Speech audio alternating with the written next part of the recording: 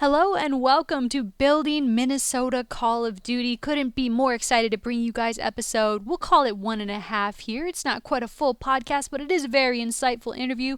My name is Ashley Glassell, aka Midnight, and today you're going to be listening to Brett Diamond, our COO here at CODMN, interviewing Coach Brian Saintt on his first day at work. He was actually just brought on the day before, flew out to Minnesota, and Brett had the chance to interview Saintt here in studio. So really great interview, very insightful, very excited to give you guys a listen. Don't worry though, episode 2, where we continue on our conversation from episode 1, will be uploaded shortly. It's another peek behind the curtain of roster mania and the building of this Call of Duty franchise. So, like I said, couldn't be more excited to bring this out to you guys. Make sure to subscribe to whatever channel you're listening to this on. We're attempting to get this across all podcasting platforms, as well as the usuals, the YouTubes, and all that stuff. So, anyway, appreciate you guys. Enjoy. I'm Brett Diamond, here with Brian Saintt Baraska, new head coach of the Minnesota Call of Duty team. Brian, how you feeling? Less than 24 hours on the job, and here you are in Minnesota. Yeah, I mean, it feels absolutely incredible. I mean, basically everything this franchise is bringing, in terms of support, infrastructure, staff is, it's world class. So I couldn't be happier to be here. Awesome. We're excited to have you. What do you think of the roster so far? I absolutely love the roster that we currently have here at the moment. All the players are super consistent with absolutely, great mindsets. They're players who focus more on the team rather than themselves. And, having a team with players who have that mindset rather than players, who are more self-centered is exactly who I want to be working with. Talk a little bit about what the last few weeks have been for you, watching roster mania unfold from the sidelines, but knowing at some point you were likely going to take hold of one of these rosters coming together? Yeah, I mean, the last few weeks have been absolutely, crazy from a stress standpoint and, just everything that's been going on behind the scenes. I talked to a few franchises during that time, and I mean, during my initial talks with you guys, I knew this was the place I wanted to be, just the vision you have, everything you're supplying the team with. I mean, I honestly can't think of a better franchise at the moment right now. Yeah, it's an interesting story. Saintt was one of the first coaching candidates that we talked to and had a couple conversations early on. And as anyone that's been watching our content knows, we kind of hit pause on the coaching search while we got this first core roster together. But as soon as we got that first group together, quickly turned the page and wanted to chat more with Brian, and it all came together pretty well. Very fluently and organically. Nice. What are you looking for as we look to fill out these next few roster spots? Definitely want to get some players, who kind of just fit the needs of the team. I mean, we already have a super solid main AR in Assault, and we have 2 players who are definitely more on the flexible side with RØKKR and Silly. I mean, both of them can pretty much fill any style of role. So we definitely want to get a player who's, more focused as being a main SMG and, another gap filler to go on top of that, just so we can kind of adapt to any meta. And, ideally for like the other gap filler, we definitely want someone who's a bit more of an in-game leader who can kind of, lead the team in-game. Can you talk a little bit about how you see Modern Warfare being different from Black Ops 4 and what that means for this team particularly and the guys we're putting together? Yeah, I mean, Black Ops 4 was definitely a bit of a frantic and chaotic game. I mean, it was very fast. It was very trade heavy. With this game, it's a lot more about positioning and thinking. And, all these players have been around for a long time and have played and competed in games that, fit that play style. So all of them excel really well in slower games. And that's kind of the forte for every player we have on this team. And I think they're all going to play exceptionally well once the game starts rolling. So with the beta, we didn't get to see too much from the game. We tested out a few weapons and tested out a few maps.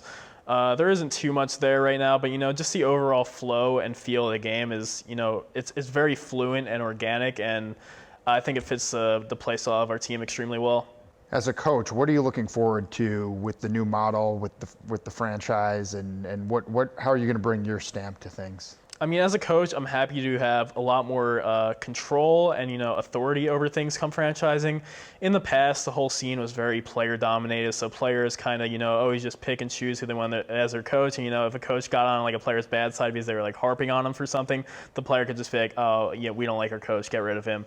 So coming with franchising, it's really nice to have a lot more authority and, a lot more infrastructure, staffing, and, just a whole support facility for the team to practice in and, get the best quality of practice, get the best staffing, and, just improve our gameplay at the highest quality. So we got a sneak peek at the practice facility earlier. What do you think? My jaw's pretty much on the ground. I mean, the facility you guys have in store is absolutely amazing. I haven't seen any facility like that in esports that is of this quality. I absolutely can't wait to see how it all comes together when it's finished in the near future. We also got a look at the branding earlier. What do you think of, we can't say the name, but what do you think of the Minnesota Call of Duty team? I think our branding and our logo is absolutely sensational, and I mean that from the bottom of my heart. I think we're going to have, pretty much the best logo and name in the league. I hope you like purple. It's always been a color that fit me pretty well. So other than our wonderful winters, what interested you about coming here to Minnesota? I mean, pretty much just everything you guys are building with your vision, your staff, and the whole infrastructure you guys have. You all seem extremely passionate about Call of Duty and franchising, and that just means an absolute lot to me. And players you already had signed onto the team are players I absolutely love working with and look forward to working with. So you guys kind of were just the whole package for me. Great. We're excited to have you. And I'm extremely excited to be here. Can you talk a little bit about the players and your history with some of them? I know you coached Silly at one point. Can you just talk a little bit about that? Yeah, I coached Justin briefly in the past. As soon as I got signed to United, he was with us for I think 2 months at that time before they decided to go separate ways with him. But he's one of my favorite players I've ever worked with. He has one of the best work ethics in the league. This guy's always on, he's always grinding, and he always has a really good mindset when it comes to things. And players like Saintt and RØKKR are also players who fit that same style. They're really level-headed and they don't really get too mad or angry when things don't go their way. Brian, what should the fans know about how you're going to coach this team? I mean, in terms of coaching this team, I just plan on bringing a lot of structure to the team. I mean, with franchising, I have a lot of freedom in terms of how I want to structure things. I have a lot of great ideas for like a support staff with like an assistant coach and analyst and so on and such. And I think I can just, bring everything together. So for anyone that's not familiar with how a coach functions in Call of Duty or esports compared to traditional sports, how do you put that in perspective for them?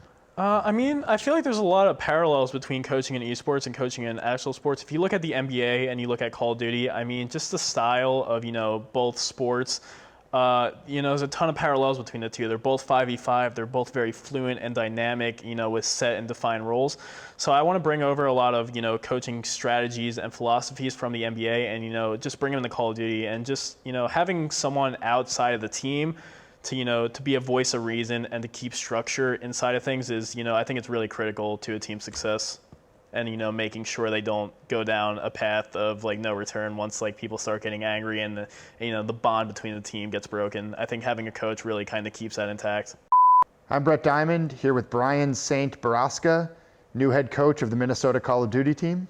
Can I say it once and actually say the name and then we can bleep it out? Would that be cool? Oh yeah, that's fun. Do it. Thanks for the courtesy laugh. I'm Brett Diamond here with Brian Saintt Baraska, new head coach of Minnesota. It's exciting. Censor.